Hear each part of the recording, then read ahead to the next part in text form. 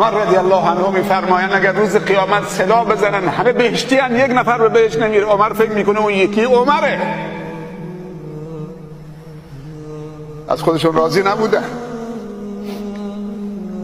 و ابوبکر رضی الله عنه میفرمایند اگر روز قیامت یک پام تو بهشت باشه پای دومم خارج از بهشت، ما امین تو مکر الله، بازم در امان نیستم.